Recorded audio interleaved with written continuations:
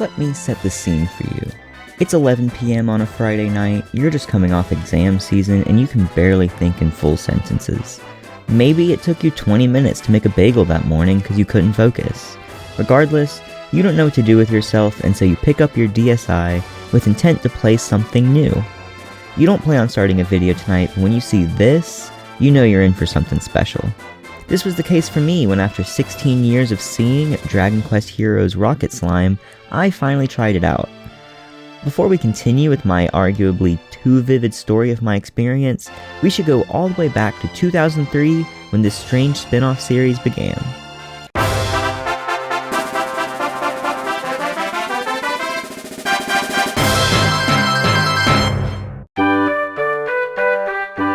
As the 8th entry for the Dragon Quest series approached, Yoshiki Watabe and Yuji Horii decided it was time for a new, unique entry into the extended Dragon Quest universe.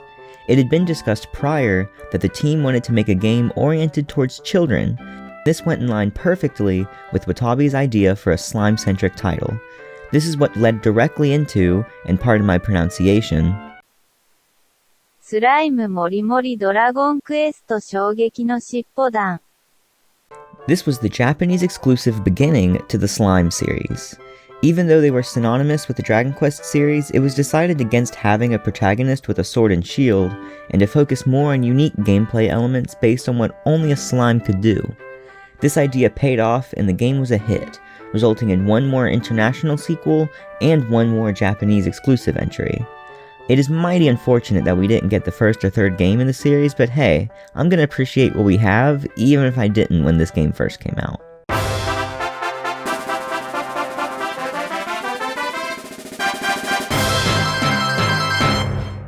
I saw this game for 16 years before finally sitting down and playing it. Not like 16 years in person, but you get the idea. It was in my local Kmart for a lot longer than most games were, and this was probably because since the beginning, it was on the end caps of the aisle and not even in the nice glass case where most games were kept.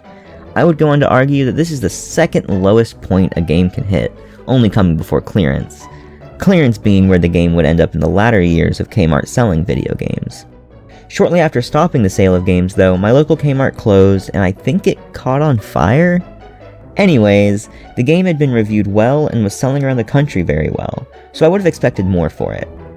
Maybe in my town where there's more farmlands than homes, the market wasn't looking for Rocket Slime. I personally believe that such a game deserved better than this, and obviously, I'm gonna share why.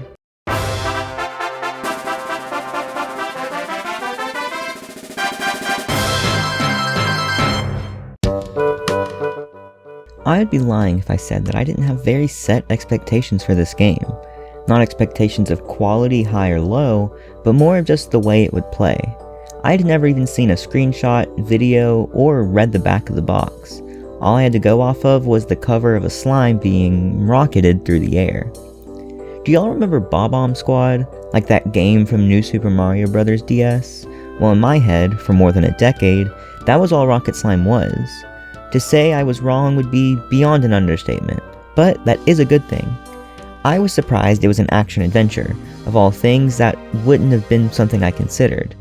In the game, your main form of mobility and attacking is charging up and flinging yourself at obstacles. You can also use this power to launch items and enemies into the air so you can carry them around and throw them. When I had started the game, I figured that was it, and I was okay with that. I must have just been way off with the shooting aspect. Well, I was wrong again. Imagine my shock when in my funny slime game, I end up in a giant, towering tank loading ammo into cannons. That might seem like a huge departure from the gameplay I explained earlier, but they're actually very well connected if you remember the picking up items being 1/3 of your slime skill set. You can tell that the tank battles are the main drawing point of the game, as not only does everything you do in the overworld contribute to the tanks in some way, but also it was explicitly said that the tank battles were to utilize both screens of the DS, while not being one of those games that falls into using the touchscreen for every aspect, at the cost of fun. So if the tank battles are the main aspect of the game, they should hold up, right? Well, when I first started, I would have said no.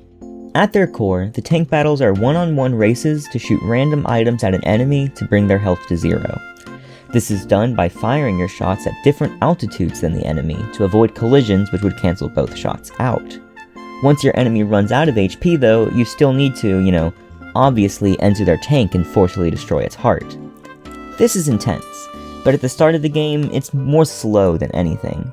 Between being alone to load only 2 cannons and having ammo that did no real damage, I was starting to get bored. Luckily, these were both fixed pretty fast. You're able to recruit a team of 3 slimes to help you in your tank, do things such as load ammo, heal the tank, or even stealth attack the enemy's tank. Also, you learn that any item you pick up can be used as ammo in your tank, and many of them had interesting mechanics that kept the game fun. Fun despite being baby easy. In the overworld you have health, and there are enemies, but neither of those things actually felt like a point of concern. The game does not treat itself like an easy experience, however, as the world is full of max health upgrades. Unlike being hidden behind puzzles or challenges, they're just in chests, just like money and HP refills. As for the tank fights, they aren't easy in the sense that the enemy can get your HP to 0 fairly fast. This edge is lost, however, as just about every monster you face is incompetent when it comes to trying to destroy your tank's heart. They get the worst of both worlds, as they can't fire their cannons to block your shots, and they can't seem to find their way around your tank. Towards the end, I found it faster just to let the enemy get my health to 0, so I get any percent speedrun destroying their heart.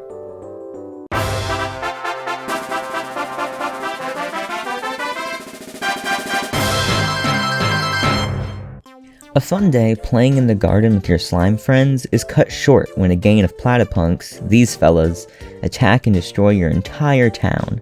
As the only non-kidnapped member of Boinberg, it's up to you to stop the plob and save the other 100 residents. With only the warrior flute in a dream, you take it upon yourself to stop the plob father. On your journey, you meet a lot of interesting characters, primarily slimes, that assist you in different ways. The most significant of these is Silval, who serves as the shadow to your Sonic, pretty evidently.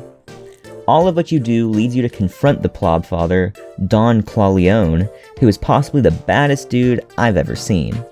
You don't see him much, but in your limited encounters, he calls another platypunk out of his hat, who mind you, also wears a hat, just to give him an ashtray for his cigar. And that's the overview, and if you want to know any more, you'll have to play the game for yourself. The story isn't complex, but I think that it makes sense considering it is a game primarily targeted towards a younger audience. It was a silly game, and I liked that.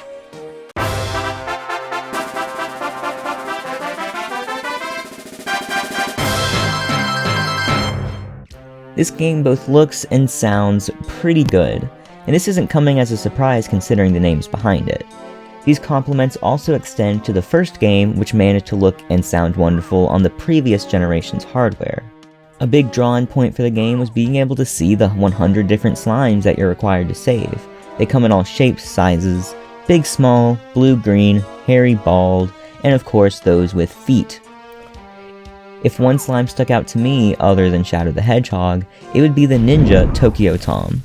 He's in a trio of ninjas where the other 2 are very Japanese, and he is aggressively just a weeb. He uses a combination of Japanese words and outlandish American slang, but his team, and I, love him anyways. All of the slimes you meet have names, but so do all of the tanks that you fight. A lot of these tanks' names are references to other Square Enix media. This is evident with the giant tree named Chrono Twigger, among others.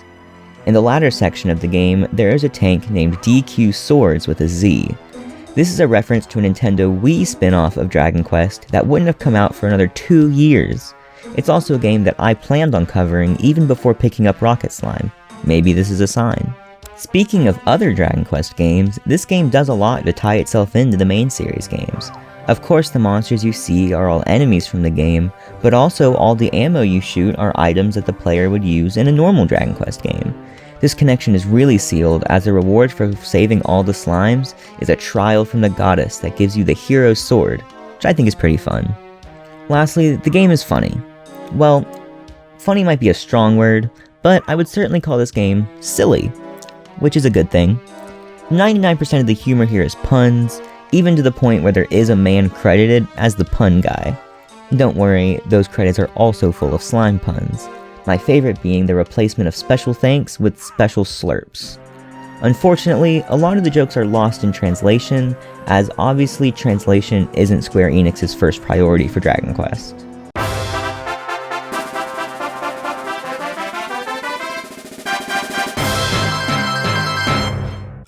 That is all there is to Rocket Slime. My review reflects my personal experiences, so while I had no problem with the basic story and easy as heck gameplay, I could see how that would be a turning away point for a lot of players. Keep that in mind if you're interested in checking this game out. I wanted to end with an anecdote about my 10-year-old fanfiction where a gang of slimes fight Jake the dog from Adventure Time in some anime-esque battle, but sadly, I could not find it. I'm going to keep on looking though, so in the meantime, be sure to like, comment, and subscribe. It is free, so you will always get your money's worth.